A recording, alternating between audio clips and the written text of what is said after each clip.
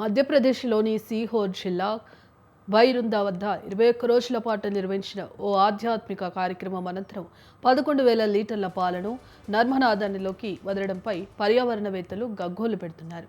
నదిలోని నీటి స్వచ్ఛత కోసం ప్రార్థనలు చేశాక ట్యాంకర్లతో తెచ్చిన పాలను నర్మదకు సమర్పించినట్లు నిర్వాహకులు చెబుతున్నారు. ఈ పాలు సేంద్రియ కాలుష్య కారకంగా మారి నీటిలోని ఆక్సిజన్ క్షీణిస్తోందని, నర్మదా నీటిపై ఆధారపడిన స్థానికులు జలాశయాలు ఇబ్బంది పడే ప్రమాదం ఉందని పర్యావరణవేత్త అజయ్ దుబే ఆందోళన వ్యక్తం చేశారు.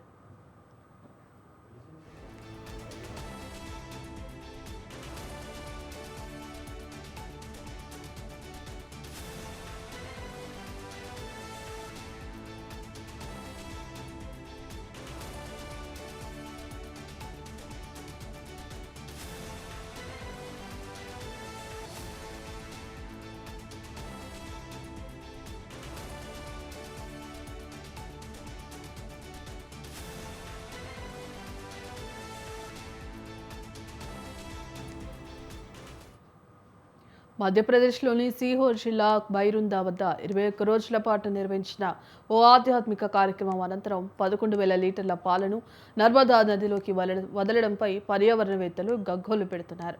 నదిలోని నీటి స్వచ్ఛత కోసం ప్రార్థనలు చేశాక ట్యాంకర్లలో తెచ్చిన పాలను నర్మదకు సమర్పించినట్లు నిర్వాహకులు చెబుతున్నారు. ఈ పాలు సేంద్రియ కాలుష్య కారకంగా మారి నీటిలో ఆక్సిజన్ క్షీణిస్తోందని, నర్మదా నీటిపై ఆధారపడిన స్థానికులు జలాశయాలు ఇబ్బంది పడే ప్రమాదం ఉందని పర్యావరణవేత్త అజయ్ దుబే ఆందోళన వ్యక్తం చేశారు.